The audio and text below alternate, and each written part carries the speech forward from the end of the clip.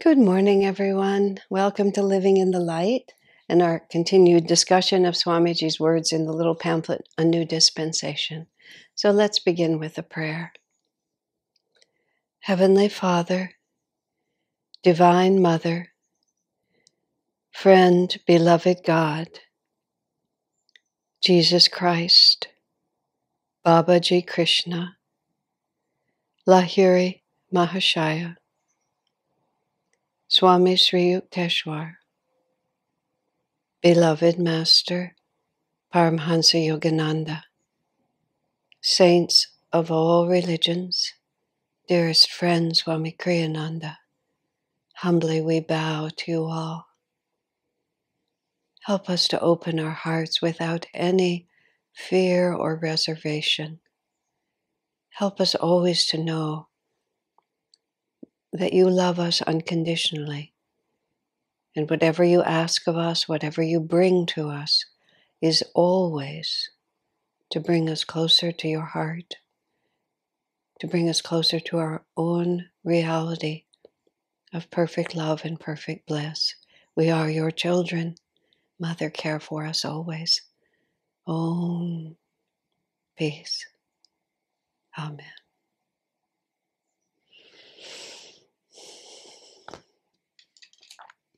Okay, friends, so here we go. We are still in the section called A Way Out, and it's a way out of delusion is what we're working with. And we are talking about divine grace. Am I correct on this? Yes. Yes, that's where we are. So now Swami continues talking about, we were talking yesterday about Ariadne's thread and how complicated the mind is, and I was just giving examples of how incredibly confused we get. There was one other that was really my favorite, which I forgot to mention yesterday. I'll just say it today. This was an actual real experience. There was a period of time when we lived in Ananda village when some of us would go in and play racquetball at the local health club. It was just a little fad that lasted a while. It was fun. And I was there in the hot tub, which was kind of collective, everybody. There was just one for the whole club. And there was a youngish girl, maybe 10, and her mother was there. And they were not members of Ananda. They were just local townspeople. And we were just chatting, as people do, about in hot tubs, because it's a weirdly intimate situation for strangers. And we were talking about what we were doing because that was all we had in common. And so the woman said, you know, a hot tub is all right, but I prefer the dry heat of a sauna. And her little girl, who just had the same consciousness as her mother, you could just see it, just looked at her mother and said, I prefer the dry heat of a sauna too, like that. And I just, in that moment, and this part of it is projection, not true, but in that moment, I just saw this little girl growing up, because she looked like she was going to grow up just like her mother. She was growing up just like her mother. And this would always be a point of view. I prefer the dry heat of a sauna.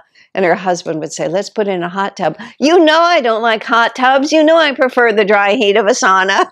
You know? And you could just see this whole life based on just this random moment when the little girl wanted to be like her mother. And you multiply that by millions of lifetimes. And that's why the only way out is grace. And that's why Swami calls it the way out. Because we can't untie all of these crazy knots. We can't learn what every turn, everyone is a dead end, and then we make a note, and then we know that this one is a dead end and that one is a dead end. What happens is, by the power of grace, we shift the level of consciousness. And so when we're suddenly, it's like being transported to the top of the hill. And then you can just look down and you see that all of them were byways, that there was only one way up. And that was basically the hand of God reaching down to us. And that's what it feels like. And that's what Swami's really talking about. He's talking about the divine truth of it. And that's what this whole pamphlet is about, is that there is a ray of grace. And everything else we do is just a means to putting us in tune with that. And the more consciously we recognize that, and the more consciously we devote ourselves to the real main event, which is to be in tune, the easier we will progress. So anyway, Swami writes, Divine grace, again, like electricity, flows through channels. As electricity is passed on through transmitting stations, so also is grace through the attunement of living persons.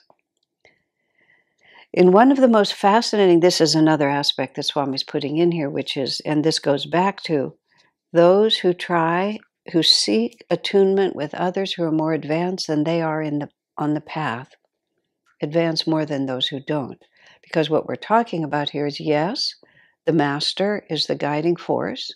Yes, he's the origin point of all the power, but that power is also transmitted through those who are in tune with him. So those who seek attunement with those who are in tune are opening themselves up in a more powerful way and actually cooperating with divine law. In one of the most fascinating passages of his autobiography, Paramhansa Yogananda wrote, "Thoughts are universally and not individually rooted." That's on page 159 of the book. His statement is deceptively simple. Let us probe it more deeply by means of a visualization exercise. Imagine mighty rivers of consciousness flowing through the universe. So let's just think about, outer space as we've seen it. And there's mighty rivers of consciousness flowing, sweeping through vast stellar systems, engulfing planets, catching up in swirling currents, the little thoughts, ideas, and passions of men. So you see a planet, you see a river of consciousness, and all the human beings are getting swept up in that river. In various lands of earth, and at various times through the course of history, one cosmic river or another will touch human lives, perhaps changing thereby the very course of history. In various lands on earth, all these different countries, at different times through history, one cosmic river or another will touch human lives, perhaps changing thereby the very course of history. Think of the Italian artistic Renaissance. Think of the communist revolution in Russia. Think of the rise of America of the USA and the revolution, the War of Independence. Think of the rise of Nazism in Germany. Think of the many different changes that the country of China has been through, the Cultural Revolution in China, among other things that have happened. Men imagine that it is they who create history. As well might the little leaf bobbing lightly on the water's surface think to determine the river's course. That's a really wonderful image to think of. I'm sure all of us have seen a river floating down, a leaf floating down a river, and you can see how powerful the river is and how insignificant the leaf is, but the leaf could imagine, look how fast I'm moving. Look, I will to move fast, and now I'm moving fast. Swami jokes about a friend of his. He took a European friend. He took to Disneyland with his family, and they went on a little boat ride. And you had the steering wheel. You had the illusion that you were steering, but the boats were actually on tracks underneath. But they zigged and zagged a little bit, so it wasn't just like a straight line. So you really had the feeling that somehow you were related to it. And Swami was trying to talk across from boat to boat to his friend, but he had his children in the boat, and he didn't want to be distracted from keeping his boat. And afterwards they teased him a great deal, but that's how we are in life. We think that our destiny, that we as men and women are actually determining our destiny, and we don't understand that we're on this cosmic track of energy. And that cosmic track is so enormous compared to us that a little leaf floating on the wind, on the river, is exactly what it is. And the arrogance of the leaf to think it's determining the river's course. Free will does indeed exist, but not as most people imagine it. Not, that is to say, in private egoic isolation from the universe. See, that's how we think of free will, is that I can just do whatever I want. And when we don't think that through carefully, we don't realize the extent to which everything about us is already predetermined. We find ourselves in a particular body. We can surgically intervene and shift that body, but even the presence of surgical intervention is itself a condition that was placed in front of us that made us an option. We have a culture, we have hair color, we have eye color, we have a language, a first language that we speak. We have biological relationships with other human beings. Where did all of this come from? And where do you cut it? Where can you take any piece, any one of those influences, and just cut it out like with scissors and separate it? I mean, you can just think about it. Who your parents are, how they came together to conceive you, who conceived them, how did they meet each other, why was there an affinity between them, and you're pretty soon everything, which is the truth, is interconnected. So how do I make free will in the midst of this? Even the things that I want to exercise my free will on are compelled by some previous conditioning. It could be very depressing, except that the power behind it is the powerful love of God. That's what makes it not depressing. So free will does indeed exist, but not as most people imagine it. Not, that is to say, in private egoic isolation from the universe. Freedom must be sought rather in broader realities than just the individual ego. Man is free only in the sense that he can choose his influences. Each one can determine which, out of an infinity of streams of universal consciousness, he will enter. That's just, you think about that for a moment. There's an infinity of streams of universal consciousness. Some of them will inspire you to write music. Some will inspire you to become an engineer. Some will inspire you to become a drug addict. Some will inspire you to go off and live a natural life out in the country. These are infinite, the infinite threads of possibility.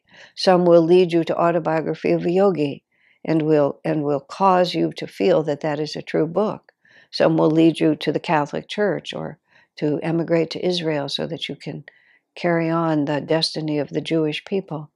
But all of these, you see, are, if you stand back from it, you see that they're vibrations of consciousness and they're forces in the universe.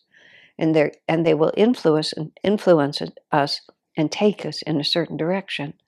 So our freedom is to be able to stand back and say, which stream of consciousness do I wish to attune myself to? Because I'm a leaf on the river. And when I enter that stream of consciousness, I have the capacity then to ride that current to wherever it's going. So where is it going?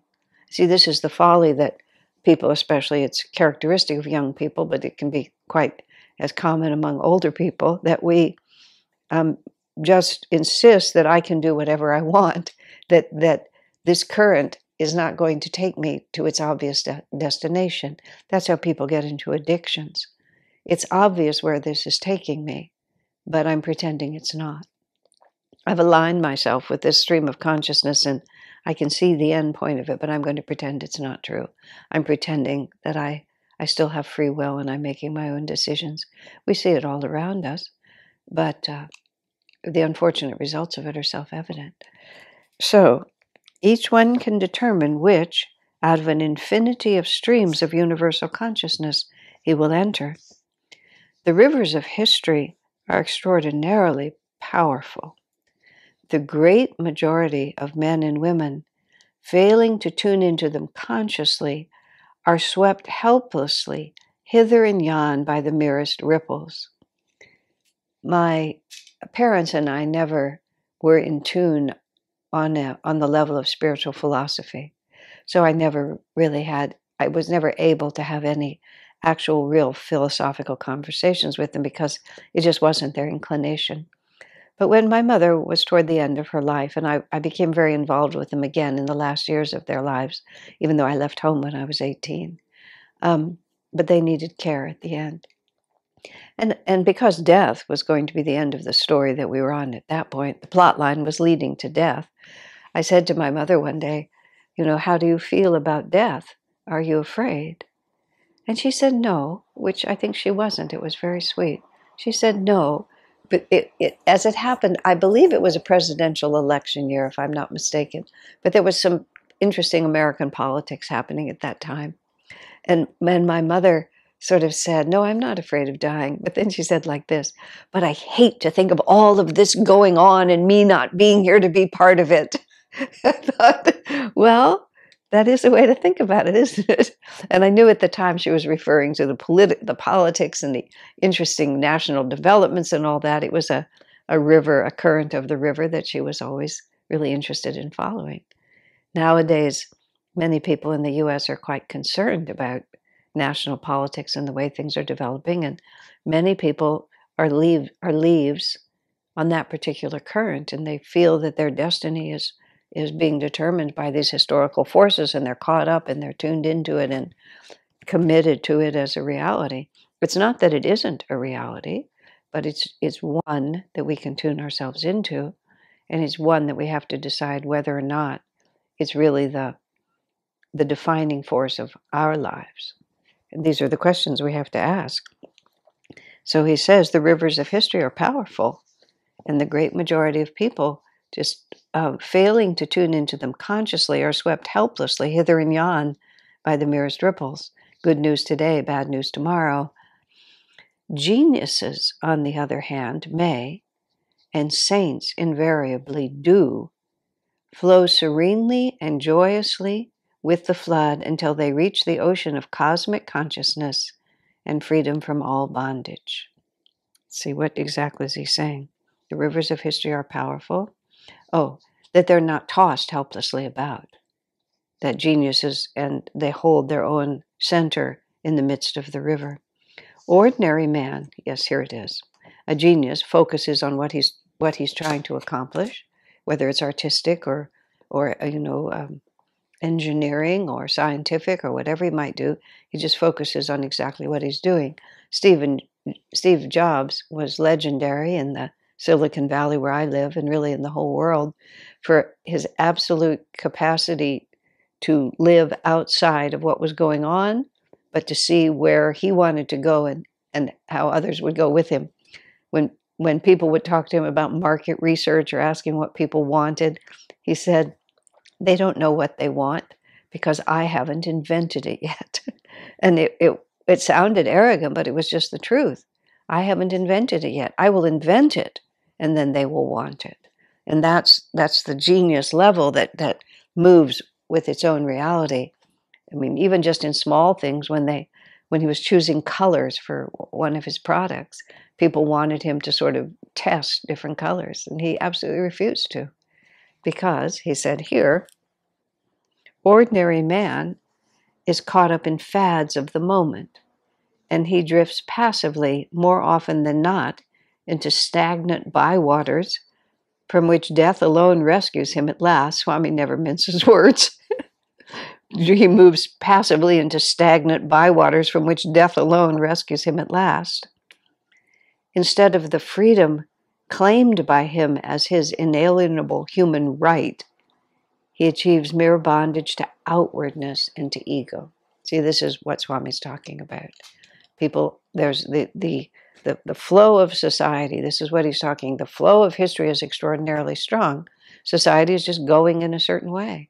And people just go with the river, the leaf, and they think that they're running their own life, but they're just flowing along, and it usually leads to nowhere. I saw some little posting on social media the other day, and I don't know who she is, but some very, very famous model has cancer and either has died or is about to die, a woman. And she wrote some kind of a farewell letter to people. It was not as profound as it could have been, but it was very profound for what it was. She just wrote about all the things she had, all the money, all the success, all the adulation, all the glamorous lifestyle, just everything. And none of it mattered, because the only thing that mattered was death.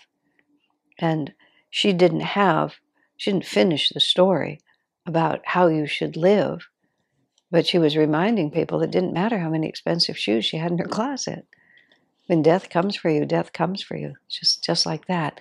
In other words, she was beginning to realize that she didn't have egoic free will, private egoic free will, that she could just carve out her place and she was going to be able to go where she wanted to go. I mean, the fundamental river that we're all riding is the river between birth and death, just like that. So he says most people just end up sort of nowhere because they haven't chosen their influences. And this is what Swami is encouraging us. Those, however, who attune themselves to the great streams of consciousness achieve greatness themselves. This is true genius. It is even truer of spiritual greatness. As the Bible puts it, as many as received him, to them gave he the power to become the sons of God. So what Swamiji is talking about here is that we are all influenced by one of these infinite streams of consciousness. And if we just ride whatever's going on around us, pick up our values from the world around us, have our expectations based on what's going on around us, we'll just end up wherever that river leads us, which is usually not anywhere in particular. That's where he praises some stagnant bywater from which death alone can rescue you, where you just set up your little life, wherever it might be.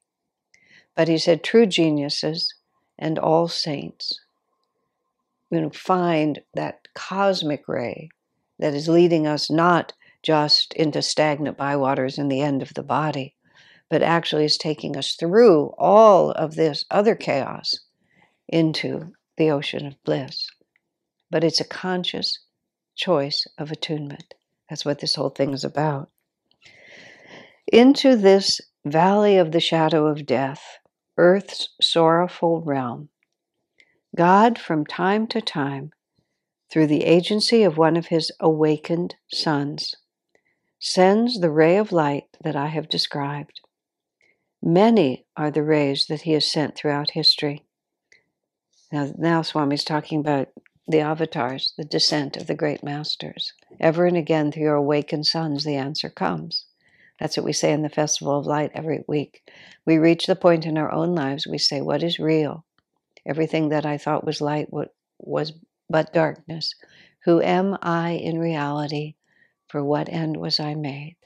Lifetime after lifetime, we just enter into the world as it's given to us. We float down that river, we end up where we are. One of the vivid feeling memories of my life before I met Swami, and this would have been sort of in my 15, 16 years old, when I was sort of an age where I wasn't a little child anymore, and I was seeing that I was going to have to make choices. What kind of college would I go to? Would I go to graduate school? Would I become a lawyer? Would I become a doctor? Just whatever the careers that were open to a person who was school smart, because I was school smart. I didn't have other talents, but I was good at school. So it was all the kinds of things you would do after 14 years of academia or whatever it was. And I feel it. I can still feel what it felt like. Every one of those roads, and there was nothing, there was nothing evil about them, but every one of them, it was like, there I was as a teenager, and I was standing there, and I knew I could walk it. I didn't have doubt in my mind that I couldn't do the work, that I wasn't capable, that I couldn't be successful at a career, whatever it might be. But it was like I was standing at the beginning of that cycle. I could see the end of it. I wasn't spiritually minded. I was a truth seeker. I wasn't a devotee yet, but I was a truth seeker, and I could feel the end of it. I could feel. It's interesting when I talk about it now, because it's like what I'm going back into experience I had as a teenager, and I'm having the experience when I speak of it. I could see the end of it. It was like a deathbed scene, is what I would see. There I was a academic. I was a professor in some field or another, and there I was on my deathbed. I had been an attorney, and there I was on my deathbed. I was a politician, and there I was on my deathbed. I was a doctor, there I was on my deathbed. It wasn't like any of the intervening life was ugly or unpleasant. It's just, it would end, and the life would end, and I wouldn't have anything I really wanted. I could just tell that none of those rivers were going to give me what I wanted. And I was paralyzed, because I knew what I didn't want, but it wasn't until 6 years later, or actually just 3 years later, when I met Vivekananda's books, and then a few years later met Swami. Oh, this is the river that I want. This is exactly the river that I want. And from that, from the age of 19, when I found it, I just gripped it. I knew this was the river. And there were all the other ones still pulling. You know, you could do this, you could do that. Why don't you do this? Why don't you do that? No, this is the one, because this is going somewhere that I really want to go. And of course, I met Swami. I became a disciple of Master. All those things happened. And the refinement of how you actually do that has been a 50-year practice, which is as fresh and interesting today as it was the very first day I started, because until we're at infinity, we're busy. We're very busy trying to attune ourselves ever more deeply to this river. But it's not one of fads.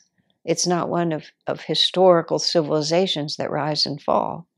I mean, those are very powerful forces, but all those rivers lead someplace that I don't want to go.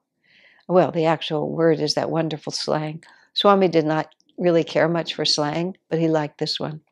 Been there, done that. That really just says it, doesn't it? That's when I look back at my 16-year-old self. Been there, done that. Isn't there, is there somebody else I can talk to? Is there some other way that we can solve this? So Swami says, into this dark world of confusion, from time to time, God sends one of his awakened sons. And a ray of light, that's what I've described. That's what Swami is, this ray of grace. Many are the rays that he has sent throughout history. Salvation is achieved by those who, recognizing their own affinity with one such ray, attune themselves to it and allow it to lead them out of darkness into the infinite light. Isn't that just the most beautiful thing in the world to think about? Ever and again, through our awakened sons, the answer comes. And every so often into this valley of the shadow of death, which is this human life that we all have to live, where there's a lot of suffering and everything is temporary. There's one of these awakened sons, and then one feels an affinity with one of them. I mean, that word affinity is such a sweet word. You feel that somehow this one resonates with me. And I mean, you've all heard my intuitive response when I saw Swamiji was that what he is what I'm trying to be. And it was so vivid because at that point I had been reading about it. I'd been reading about it for a long time. I actually was going to East West Bookshop, which was not owned by Ananda at that time, but by someone else. There was no internet. And bookstores, especially these small metaphysical bookstores, of which I was very fortunate to live quite near, one of the best in the country. And I would go in and I was reading the biographies of saints. I was just like going through the section. I was reading about Himalayan yogis and Milarepa in Tibet and St. Francis and St. Teresa and different great yogis. I was trying to figure out how you do it, because I knew it was there to be done, but I didn't know how you would do it. And I felt an affinity with Ramakrishna, and I would go to his temple in San Francisco or in Los Angeles when I was there, and I met some of those swamis, but even though I felt very powerfully attuned to Ramakrishna, and I still do, none of the swamis ever spoke to me in any way that, even in retrospect, it's like the affinity was so non-existent that it never crossed my mind to pursue any actual relationship with any of them. It never even entered my consciousness. But the moment I saw Swami Kriyananda, literally, that was it. And that's what happens to us. Now, for other people, they pick up Autobiography of a Yogi, or for others, they walk into the Ananda temple, and this happens, or they walk onto the grounds of the Ananda retreat. Often they'll come for another purpose, but they'll feel something there. And they won't even necessarily know what it is, but they'll feel something, and that feels like it belongs to them.